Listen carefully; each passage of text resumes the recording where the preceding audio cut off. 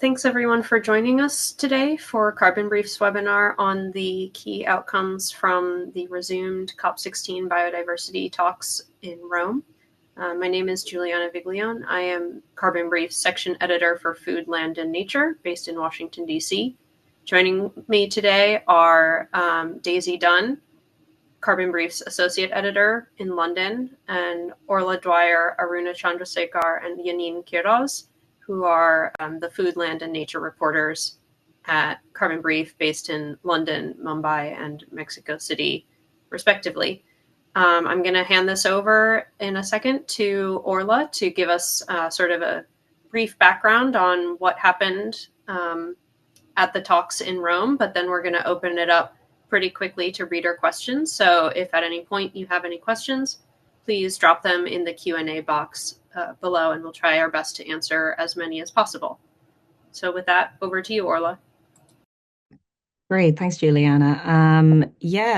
Daisy and I are just back from covering these talks in Rome last week, which were definitely very different to previous COP talks that we've covered because they were essentially just taking over from the Cali talks at the end of last year and tackling the outstanding issues that hadn't been dealt with when those talks lost quorum in November. So it was much smaller, only about 1,000 people were there, and it was just a 3-day, jam-packed agenda of trying to get through these issues, which ultimately they did by the end. There was outcome on most of the major issues that were up for discussion at these talks, which were largely around finance and monitoring and things like that. I'll just give you a brief rundown of some of the outcomes of the talks before we get further into this webinar. One of them is that countries agreed on a permanent arrangement for biodiversity finance, which is something that has been decades in the making and is something my colleague Aruna will be able to get into a bit more detail on after this. They also agreed on a roadmap on how to develop this financial mechanism. So the steps that are going to be taken at COP17, COP18, COP19 in order to get this up and running in the next few years. This roadmap also looked at reforming current financial institutions and also ways to mobilize nature funding from a wider variety of sources as well. Another outcome I just wanted to quickly flag is that the countries requested the Convention on Biological Diversity to set up a dialogue between finance and environment ministers from both developed and developing countries so that they can work together to speed up the process of raising this funding. And that was an outcome that a few experts that we spoke to had highlighted as another significant outcome from this COP. One thing to flag is that countries did not agree to set up a new nature fund. So this is something that some countries had requested and that there had been a lot of back and forth and division on and still remains to be so. But this roadmap that was agreed sets out that this decision will be reached in 2028. So that's something we're going to be seeing discussed more down the line. So that's just kind of a general overview of some of the outcomes from these short but very long talks. And yeah, I'll just hand over to Aruna now, who can get more into the impacts of this and the context around it. Thanks so much, Orla. And clearly, finance was the undercurrent. It was also one of the reasons to call for these talks again in Rome and pick up what had been left hanging. And if we've seen this from Nairobi in the run-up to COP15, we've seen countries calling for this in Montreal. We've seen this also pick up in Cali, which is the fight for a new fund. And that was something that ended on a stalemate for those of you to follow the talks in Cali that ended at 8:30 in the morning without a quorum. But here in Rome, it was unexpected, but also a very important outcome, which had been awaited since COP1, which is the idea of having a financial mechanism, having a permanent assurance for biodiversity funding after 2030. And it was, in that sense, a different win. And countries were able to put aside polarization on establishment of a new fund in Rome, and went forward with a proposal that was put forward by Brazil on behalf of BRICS countries that managed to break a degree of the stalemate. We didn't know that whether we were expecting our outcome or not, and suggested this, which is in tune with Article 21 of the Convention, but also looks at Article 39, which is interim financial arrangements. But it was pretty interesting to see the resource mobilization and the financial mechanism texts, which were finalized. There was a call for the review of the effectiveness of GEF, which eventually got moved from resource mobilization to the financial mechanism, and that's also been passed through. Importantly, the sort of roadmap that has been set, that countries will be taking concrete steps to get to operationalizing this new financial institutional structure by COP30. And in uncertain times where you've seen, countries announcing budget aid cuts, funding cuts everywhere, this is something that's really important, which is to ensure that biodiversity finance has a permanent seat. There was also a bunch of other interesting decisions which are taken in the process, such as commissioning also a study on broadening the contributor base of those countries which will donate to biodiversity finance. Now, this was a key ask of developed countries. Now that has to be done before COP17. It put in place an intersessional process which looks at how and whether we will have a new fund, it'll be an existing one or a combination of a bunch of different existing instruments, and also looking towards how do you reform existing instruments such as the GEF, and how can countries have more access to funds in this process. So yeah, by COP17, they will have to decide on criteria for what this mechanism looks like. By COP18, they have to decide whether this is a new fund or not. And if so, make it operational by COP19 in 2030. So interesting set of outcomes. No, not a lot of us saw how this would turn out, but in quite a act of diplomacy, managed to reach the outcome at the end. So awaiting your questions on the final details of this. Over to you, Daisy.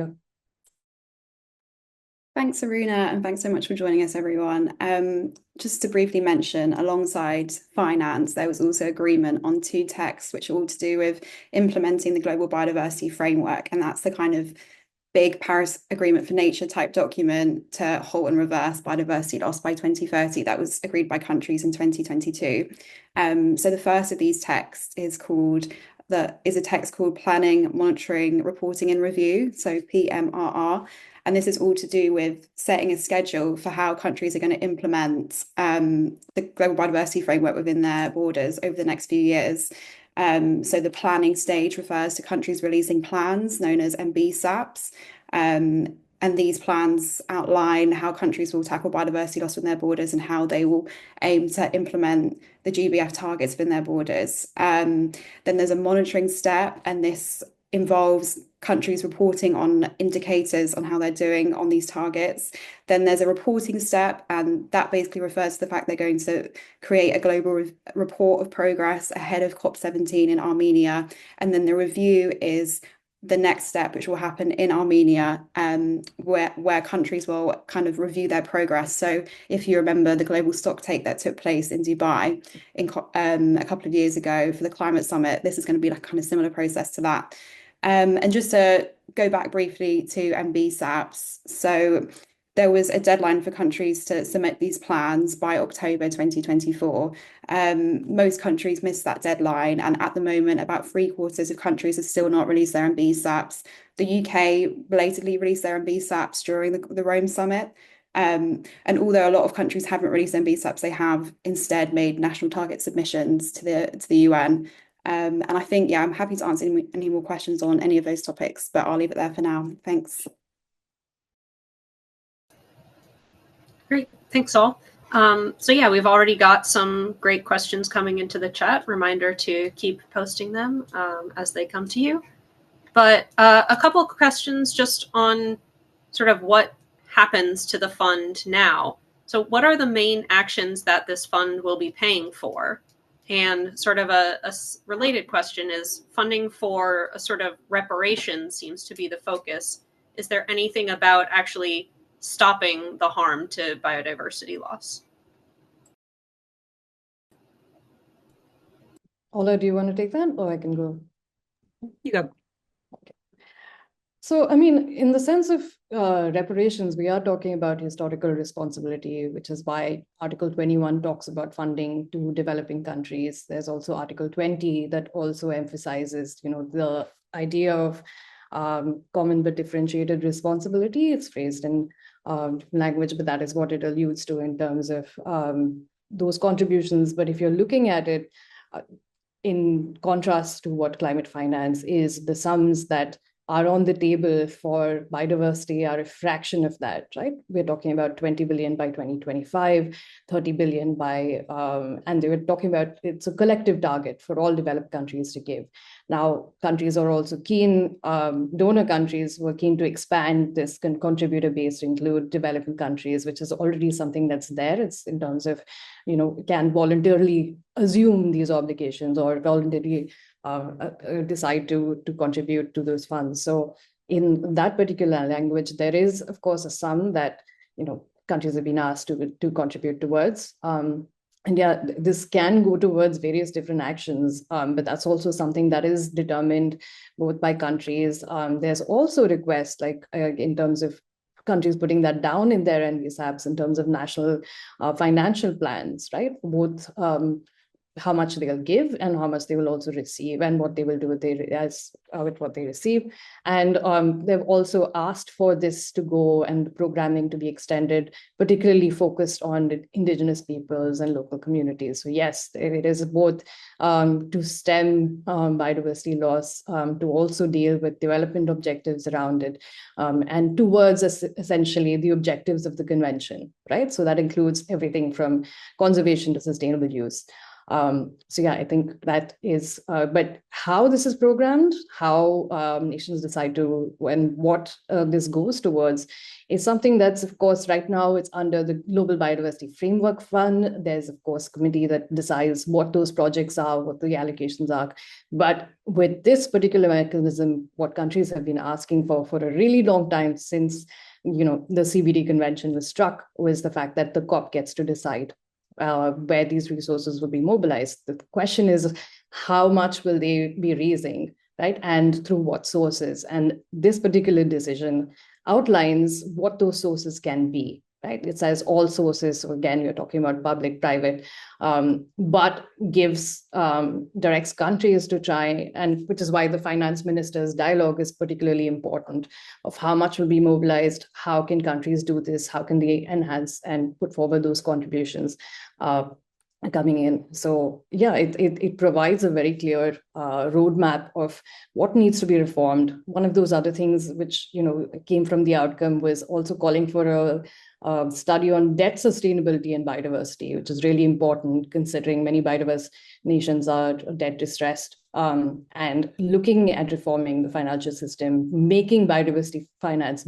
easier to track, because currently it is a very complex maze and their accessibility to funds is quite limited. And indigenous people have been asking for more direct allocations. Now, especially we're talking about what they use it for. I mean, another historic decision was the Kali Fund, which was launched there. And part of that was supposed to go towards the self-identified needs of indigenous communities. So they get to specify and put those down. How this will work is going to be up to nations to come up with strong laws to support it. But they can specify the sort of conservation, restoration, or otherwise projects that need finance and can be supported by things like even companies contributing. Yeah.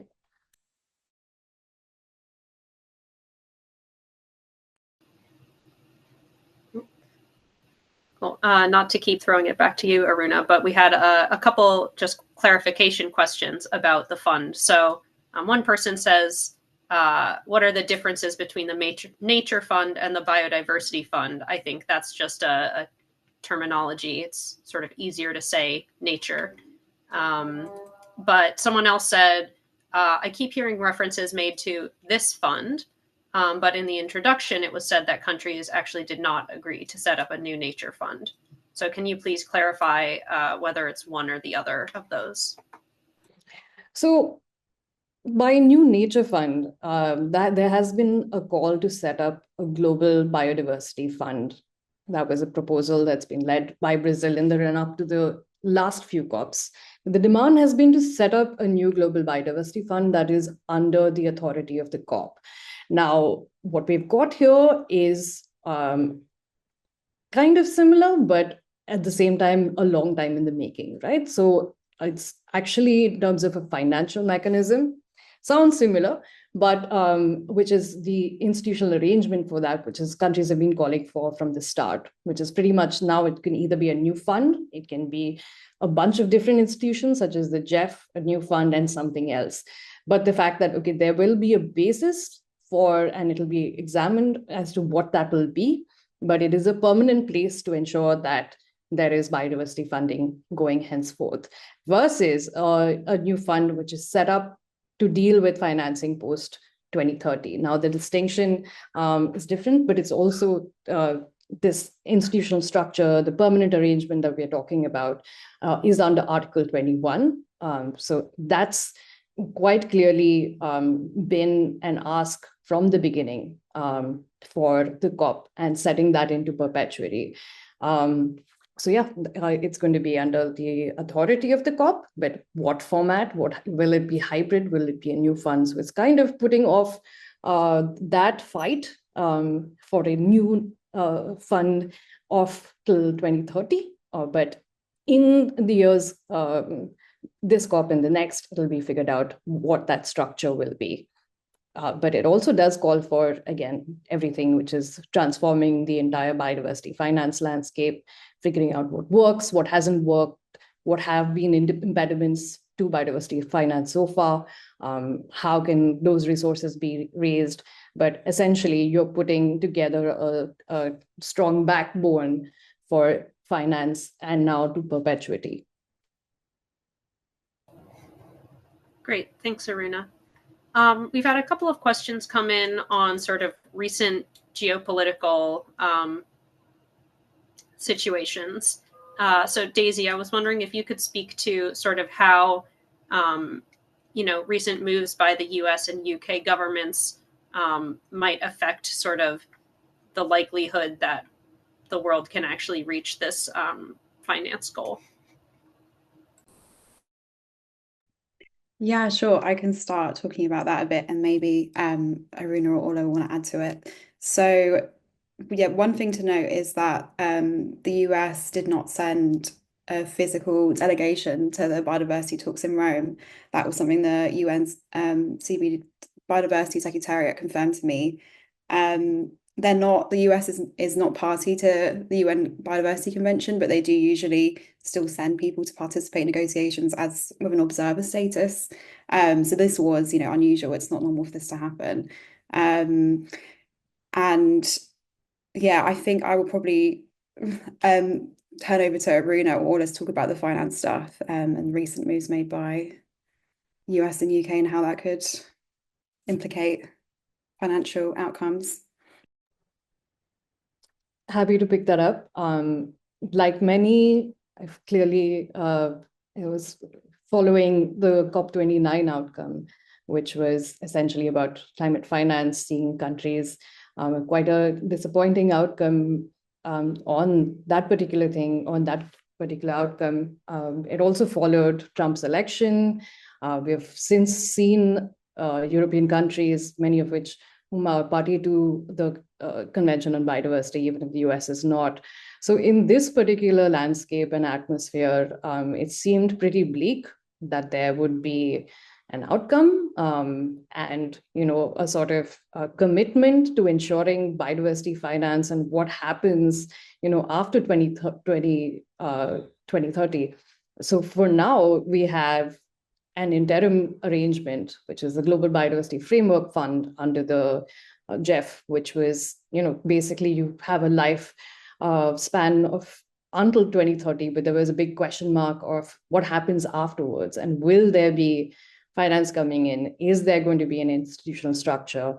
What will happen then? So the extreme uncertainty around that, and whether countries would be able to agree to, despite their foreign policy, despite everything that's going on in the world, will be able to commit to that going forward, was a cloud over the Rome talks. And so which is why the outcome is being particularly celebrated, in even the assurance that this is something that countries will still have a space for, and there will be still attempts to mobilize this amount, which is the 200 billion per year until, by 2030 is the financial goal. Now, whether countries give, how much they give, whether they manage to meet their collective relatively small target compared to climate finance it remains to be seen. But at least there will be a place for them to do so, and to secure that in the face of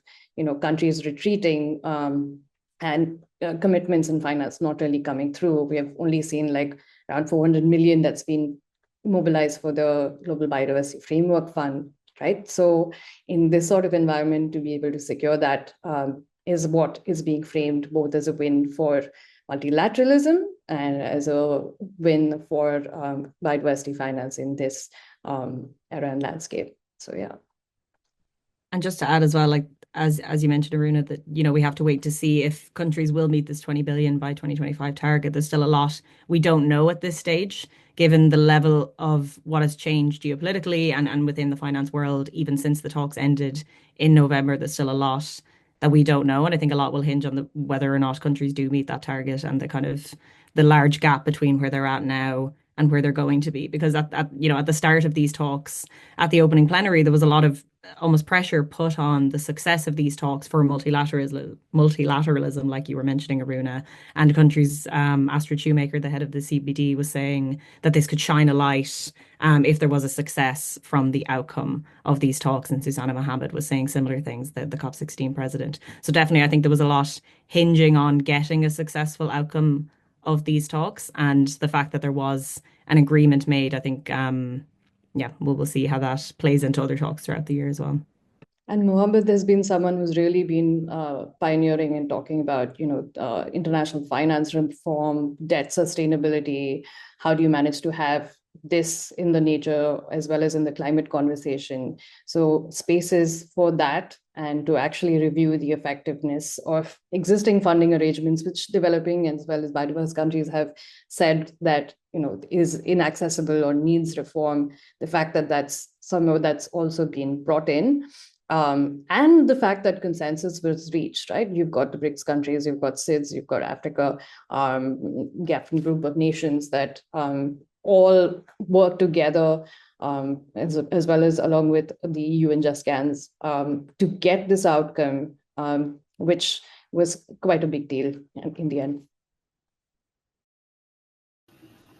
So Daisy, last week you published a news piece about the UK sort of belatedly publishing its NBSAP. So someone wants to know sort of what's in the NBSAP, the UK's NBSAP specifically. What are your impressions of it? And then maybe more broadly, who writes NBSAPs and who sort of validates them as being realistic or meaningful or reaching the targets they're supposed to? Thanks. Yeah, happy to talk about that. So in terms of who writes NBSAPs, it's down to countries. So every country produces one, and it's basically a plan of how they're going to tackle biodiversity loss at home and how they're going to meet the various targets of the GBF. So ones you may be familiar with are protecting 30% of land and sea by 2030, that kind of thing. It's an interesting question about who validates them and who ensures they're meaningful. I guess this is part of the whole global review report process that's going to happen now before COP17 in Armenia in 2026. So there's going to be a global report produced which assesses all the country plans, all the NBSAPs, and says where we are in terms of if we're going to meet our biodiversity targets globally or not. So that will be a moment that they're kind of assessed. Turning to the UK's NBSAP. So the UK was the last G7 nation to publish its NBSAP if you take the US out of the equation, because the US is not party to the UN Biodiversity Convention. Yes, they did so belatedly. So they were meant to publish along with everybody else in October 2024. I've been kind of following the UK's NBSAP story for quite a while. So there was quite a few different reasons that have been given for why the UK was not able to meet the deadline. So there was various changes in power in the UK, with Scotland having a new government and the UK having a general election with a new Labour government elected in the summer. So those are the reasons given. Now that we have it, just to talk you through it, it's two parts. There's a blueprint and there's an annex, and the annex contains targets that the UK is committing to in order to tackle nature loss.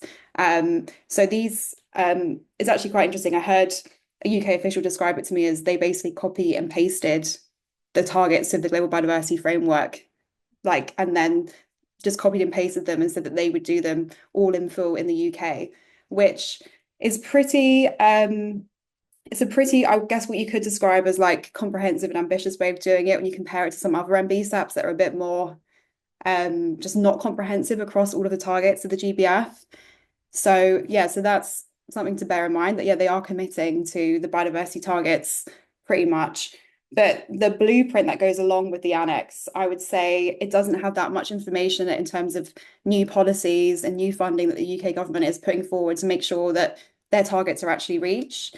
So yeah, there's not too much in the document really. You could ask, why did they wait until the Rome talks to publish this blueprint? It doesn't contain anything new in terms of like they could have potentially published it back in October. I'm not sure. So yeah, those would probably be my reflections about it.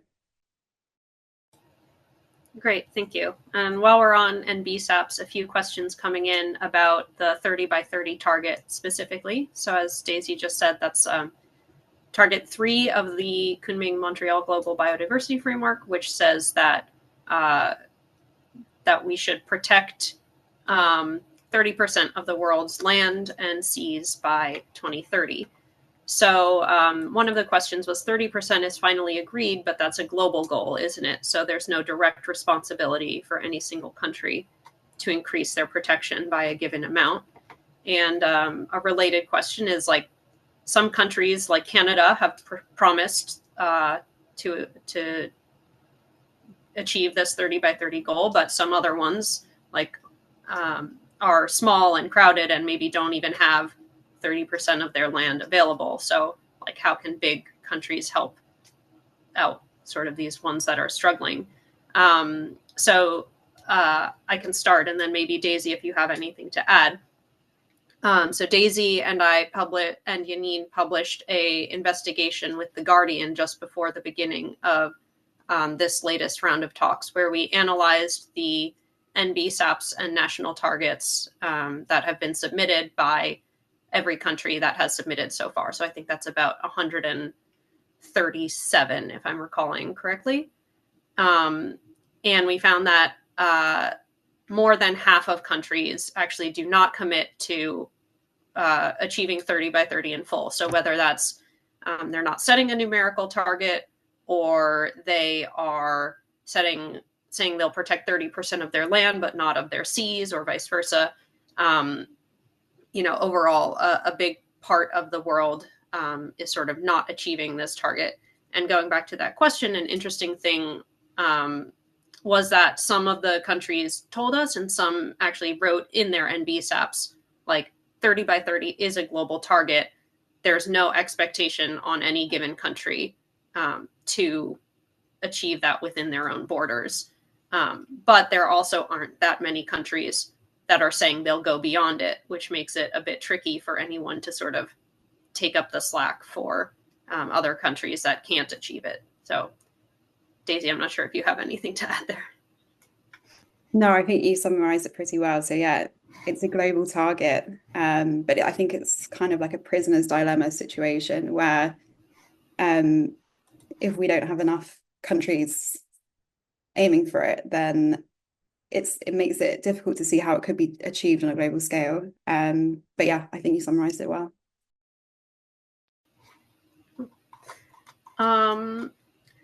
We've got a couple of questions on the decision on cooperation with other conventions, which I know had some last minute sparks. So specifically, Orla, someone asked about the initiative on biodiversity for food security and nutrition. And someone else asked about the plastics pollution treaty. Maybe you can speak broadly to that, sort of how that text shook out, or what that text even is, and any of the specifics that you might remember.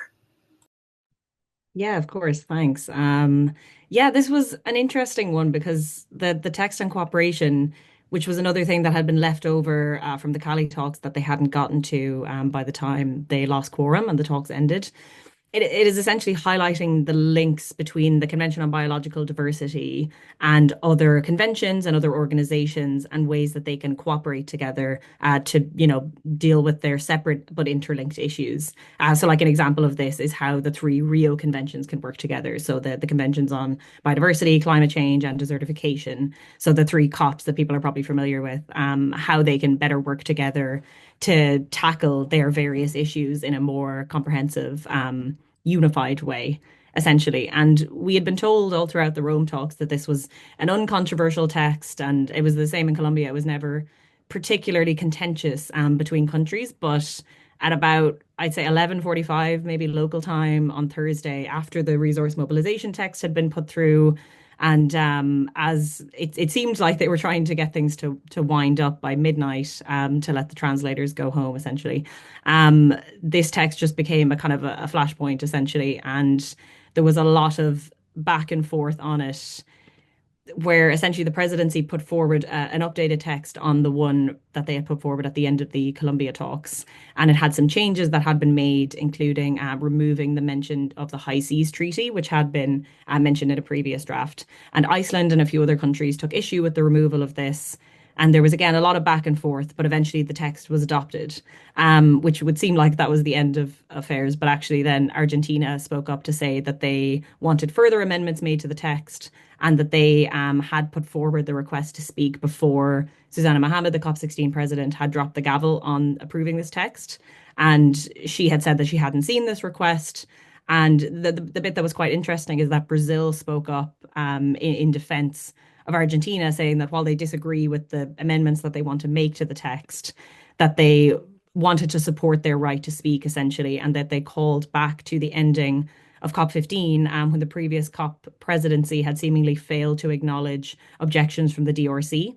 And this kind of dominated how the COP15 talks ended. And it was kind of a big moment when the Global Biodiversity Framework was gavelled. There was a lot of uncertainty, there was a lot of back and forth, and a lot of kind of issues between like largely developed and developing countries on the speaking rights and the way that this went down. And Brazil described this whole situation as basically a wound that has not healed for developing countries.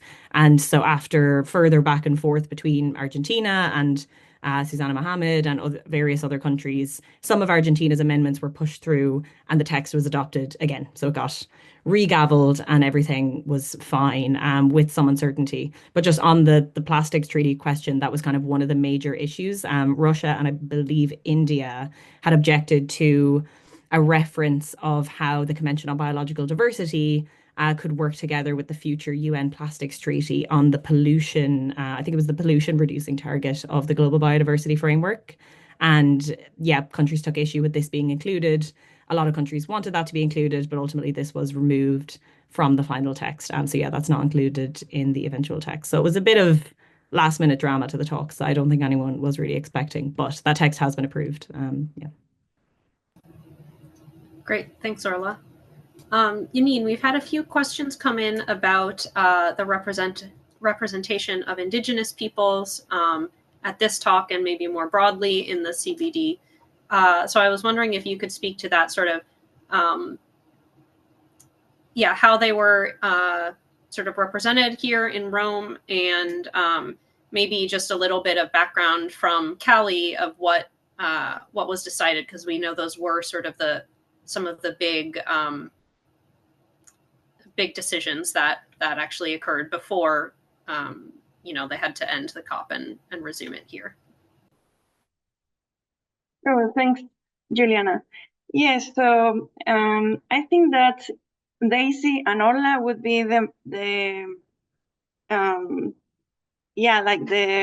right persons that they can provide us an overview of how was the participation of Indigenous peoples and local communities in Rome, because they were on the ground reporting. So, but I'd like just to add a kind of recap of what happened in Cali last year with COP16, with the first part of the negotiations.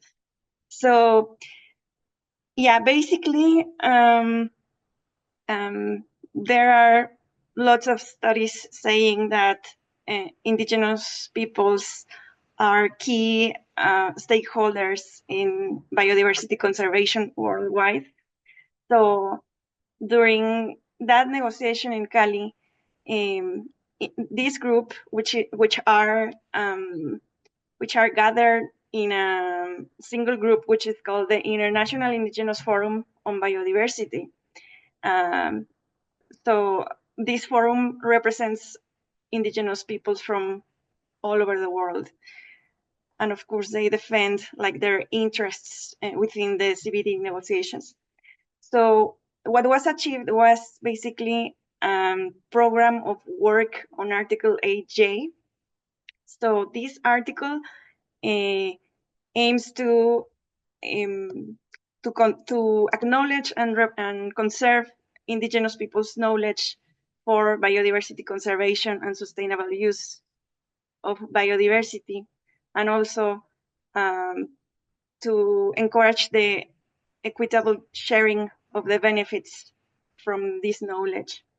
And so, yeah, I was saying that in Cali was approved the program of work for this Article 8J of the CBD, and it was also approved a permanent subsidiary body on indigenous peoples and local communities. So with this entity, the indigenous peoples can have a better representation and like more power in decision making within these negotiations. So for them was a very important step for elevating their own demands when it comes to biodiversity conservation. And just briefly note that in the case of Target 3 of the GBF that Daisy and Giuliana have already mentioned, on 7th February, this Indigenous Forum on Biodiversity released a statement saying their demands for the countries to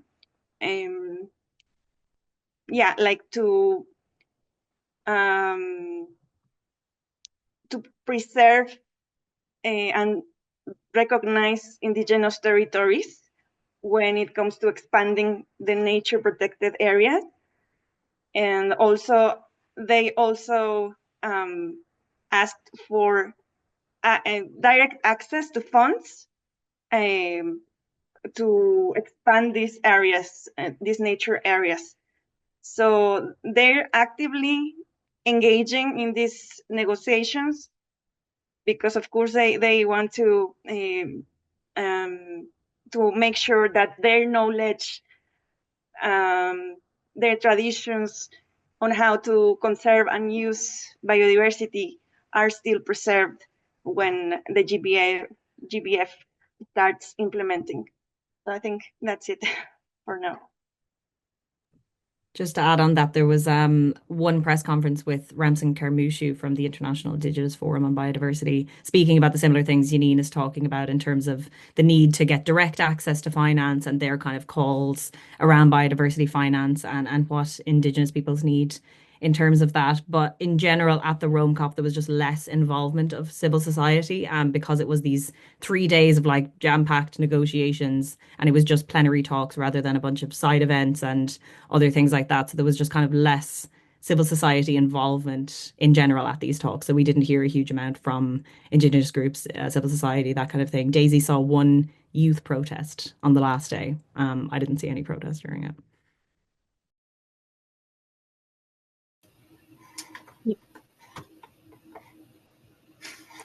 Great. Aruna, we've had a few questions come in on the Cali Fund and digital sequence information. I'm wondering if you could give sort of a primer on how the Cali Fund works, sort of how significant it will be, whether companies will be held accountable for contributing to this fund, anything like that. Yeah, we have a really lovely infographic that Kerry and Cleva and I worked on to kind of imagine how this fund would look like. It was formally launched and opened on the sidelines of COP16 in Rome, and quite an interesting moment. And how it'll work is essentially something that is still sort of also being hammered out, and which countries will be the first to sort of pledge to contribute. Now, in terms of whether they do and holding them accountable is going to be interesting, because the decision in Kali kind of left it up to companies to say and disclose whether they use genetic material or not. And it's a voluntary fund, right? It's not binding, but it does depend on countries and how they decide to enforce it. Some countries already have their national laws around access and benefit sharings, and those will prevail. But at the same time, if they develop laws to sort of enforce this or set up a national biodiversity fund, that could be one of the ways, and encourage companies within their territories to start contributing. We haven't seen that first wave of contributions left, and there's still a lot to be worked out. For instance, indigenous communities as well as countries have been asked to nominate focal points, and for who will be on sort of the steering committee, or ensuring the sort of projects reach, or the funding reaches indigenous communities as well. So essentially, it's a 0.1% of revenue or 1% of profit that companies have been encouraged to contribute to the Kali Fund, and that is quite substantial if you're looking at some of the biggest players in the space, which includes beauty companies, it includes big pharma, you're talking about nutraceuticals, also agricultural companies, those who are designing or new crops based on genetic data. And the idea of paying nature a share of their profit and revenue is really, really powerful. And it could raise a substantial amount of resources, except the fact that it is voluntary. Whether companies decide to take leadership and contribute to the fund, or whether countries develop strong enough national laws to put pressure on them to abide by the decision, still remains to be seen. There's also still a lot to be worked out in terms of additional rules and how this could work, right? Which countries will get the funds? Will this be directly allocated? Is that going to be on the basis of, okay, this country has given as much, or this much genetic data has been used, or these instances and companies have paid for it? Is it on the basis of their biodiversity richness? Is it on the basis of the fact that they need to build capacity on, how do you or how do you make the most, or how do you work with digital sequence information, put it out there, if there are additional criteria to sort of put that in place. And they're also embarking on this study on what kinds of companies. Is it small, large? How do you classify that? And they will also review contribution rates. Right now it's set at this threshold. That could also be something that's revised from COP17 onwards, of deciding how much companies should contribute, and what will the teeth of the mechanism be, how will it be governed. So there's still a bunch to iron out, but it is in place, and in that sense, companies can actually step up and contribute to the fund. And in terms of notionally, it's a pretty massive idea that the act that you are making corporations contribute to biodiversity, and at least half of this funding will go to the self-identified needs of indigenous peoples. That's a pretty big deal coming through now. Whether that we see funds flowing in, and how this manages to reach communities, is something we will have to wait and watch. Just to add as well, you might have said this at the start, but to be clear, there is no money in it at the moment. When they launched, they were clear there's no money in it at the moment, but that they're expecting that the CBD is expecting money to come in soon, and kind of by spring is what they said. And so remains to be seen on like which companies will be contributing to that, and how much, and when the money will start flowing in. Great, thanks, you too. Question for anyone who wants to take it. How will developing countries such as Brazil or Indonesia where a significant part of their economy is sort of linked to biodiversity loss, such as for large-scale agriculture, manage these biodiversity protection targets with sort of the need for economic growth. Maybe Daisy, if you want to speak to the targets, and then if anyone else has any thoughts on that. Yeah, it's definitely a really interesting and pertinent question. So as part of our investigation with The Guardian into the 30 by 30 target, we approached mega diverse countries and developed countries to ask them why they were either committing to a lower percentage for a protected area, or if they weren't committing to a percentage for a protected area at all.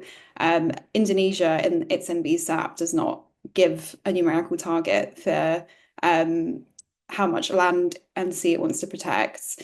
And a spokesperson for Indonesia said to us, they referenced this difficulty between protecting biodiversity and ensuring economic development. So it's something that they're obviously seeing as a very important factor in their decision making in terms of the biodiversity targets they're setting. And yeah, that was one of the things they stressed, alongside them also stressing that they see the 30 by 30 target as a global goal, and it shouldn't, and they said that it shouldn't be down to developing countries to take on, I quote, unnecessary burden in terms of making sure that target was achieved.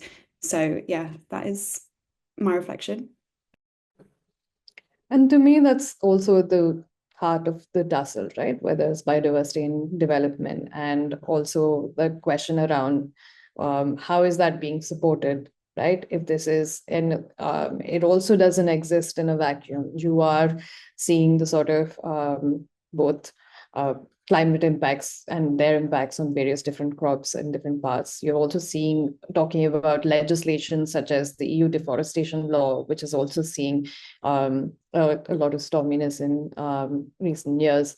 And of course, that question of, right, we are having more and more targets to comply with, more and more reporting to do, more and more plans to subscribe to, without the confidence that other commitments will be met. So that is, and how that will impact countries' economies, as well as effectiveness or the ambitiousness of the plans that they put forward. So that's essentially, the kind of phrasing, and also the heart of the tussle at biodiversity talks, where you have the most biodiverse nations that are commodities mega producers that give you most of, whether it's coffee, whether it's palm oil, whether it's other products in the world, that you are growing this for the world. And then, of course, at the same time, there's a bunch of new regulations that are looking at it, and how is that going to go down, both politically and economically. So yeah, these are always big questions, and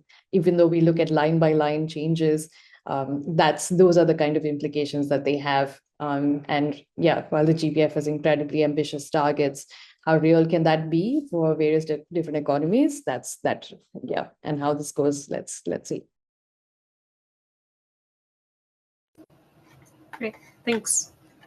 So there's been a lot of talk about sort of mobilizing new and additional funding, and a little bit less talk about sort of eliminating practices and subsidies for harmful practices, or practices that are harmful to biodiversity. Orla, I know you follow this quite closely in Montreal, but can you just tell us sort of what the GBF might say about stopping these harmful financial flows, and if there's been any action on it since then?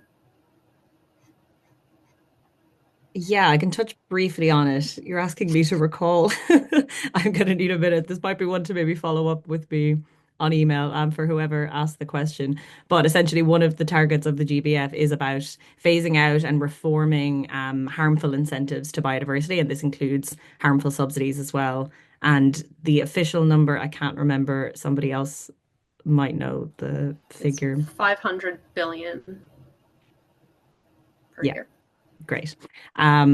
that essentially. And it was discussed in Rome, and particularly around the finance discussions, because obviously this money can then be diverted into activities that are positive for biodiversity and aren't harming nature. And so that is something that was definitely discussed in Rome. But in terms of the progress on it since then, I think is something I need to look into a little bit more before discussing now. So whoever asked that, please follow up with me. Aruna might have something to add on that. No, yeah, I think even in the monitoring framework, there was a lot of discussions around Target 18.2, which deals with subsidies and how do you measure and how do you track, right? Whether those subsidies are being removed or whether they're being repurposed. So even looking at what counts as a subsidy, how is that? And also the COP has asked the CBD Secretariat to compile submissions for parties to support a methodology for additional component for both is what could positive incentives to promote biodiversity conservation and what are the values of subsidies and other incentives, right? To actually put a figure in terms of what does that count for and how do you get there. I think the EU in the finance discussions also put a lot of emphasis on that particular element of the target, which is quite interesting. And yeah, countries are still looking towards that, but we need to have an idea of how much is out there.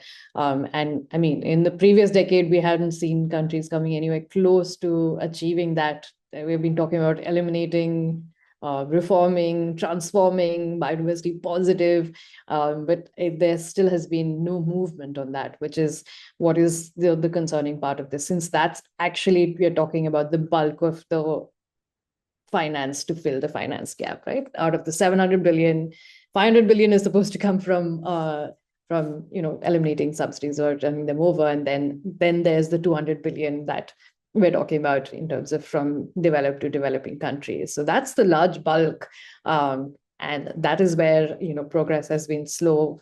But hopefully, I don't know if they've managed to tally that better, and countries reform that, which is also interesting in times like these where we are talking about energy security, food security, countries become more insular, deciding to do other things. So will they actually get there, and will we actually see that being done within this decade? Yeah, I'm not very sure. And yeah, it also tempers the sort of feeling of, are you happy with the decision, or yeah, where we are at in 2025, 5 years into this critical decade. Yeah. Thanks. Sorry for putting you on the spot, Orla. We had a question about sort of the twin crises of climate change and biodiversity loss, and just sort of what synergies or conflicts exist between like clean energy and the need for protecting biodiversity, and sort of how these texts address that. So Daisy, I know this is something that you study a lot, read a lot about. Wondering if you could speak to this. Sure, thanks. So yes, this conference didn't have a text on climate change and biodiversity, but there was a new climate change and biodiversity text agreed in Colombia. So it does talk about the kind of synergies between tackling climate change and biodiversity loss, and also the potential trade-offs. There wasn't that much lively discussion about the potential trade-offs between renewable energy causing impacts of biodiversity, but there was quite a lot of discussion about geoengineering. So geoengineering under the UN Biodiversity Convention means any large-scale activities to either remove CO2 from the atmosphere or to alter sunlight affecting the planet, the kind of so-called solar geoengineering. So there's actually been a kind of moratorium agreed on geoengineering under the UN Biodiversity Convention for, I think, like more than a decade. And in the text, there were some parties that wanted a new language around stopping experiments, kind of geoengineering experiments from taking place in countries. And in the end, that text was dropped in order to reach consensus. But yeah, that's just to give you a flavour about how climate and biodiversity is sort of spoken about in these talks. Great, thanks. And I guess I can add on to that, sort of to someone else's question about the links between the COP and IPBES, which is the it's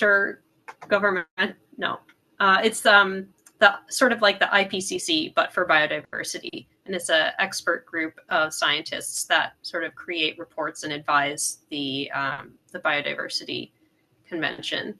And so the question was like, there are these reports from IPBES, how do those get reflected in the COP? And the answer is that the COP will sort of take up these reports and write a series of decisions and discuss them over the next few meetings of the COP as to sort of how countries can implement this and like what actions they should be taking. So at the past COP, I was following the invasive alien species agenda item, which was closely related to the alien species assessment that that IPBES published about 1.5 years ago.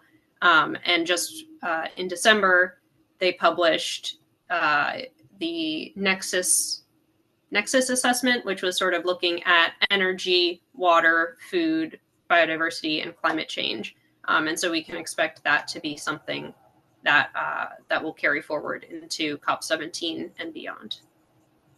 And maybe just a last question, looking sort of forward to COP30, is there anything that sort of resonates from, from this and from the agreement on the fund, or sort of anything else? We called this sort of a victory for multilateralism in a trying time. Would anyone like to sort of speak to what we can expect to see in Belém in November? Go for it. Oh, I was just going to mention that I have sort of attended briefings with the UK delegation, like press briefings throughout the talks in Rome. And one thing that came up was recognition of the role that Brazil played in helping parties come to consensus in these talks. So as Aruna already mentioned earlier, Brazil put forward a proposal on finance that ended up helping to craft the kind of final solution. And we saw Brazil making lots of interventions in plenary and trying to kind of build agreement between countries and playing that kind of mediation role. And yeah, it could be said that this is a sign of Brazil's willingness to work with other countries to sort of take things forward and get ambitious outcomes achieved ahead of them taking up the COP30 presidency at the climate talks in Belém. So, Rino, do you have anything you want to add? No, exactly that. And again, Brazil is also the G20 president this year, and we are looking at especially things around finance reform, and seeing the sort of leadership that we saw from Brazil was quite amazing. Yeah.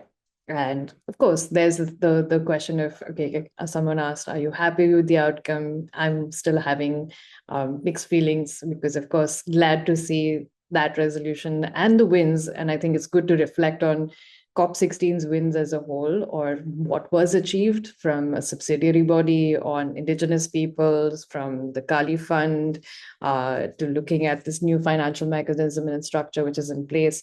But we also did see there was no new nature fund launched here. That is a fight that will be pushed to another day, and it'll be it's going to be the road ahead looks also quite challenging. So yeah, seeing how this goes forward, how countries push at the climate COP, how they work despite the US or others, and see how consensus building goes forward. And while we're running out of time, for this decade and for this webinar, both will be important to see. So yeah.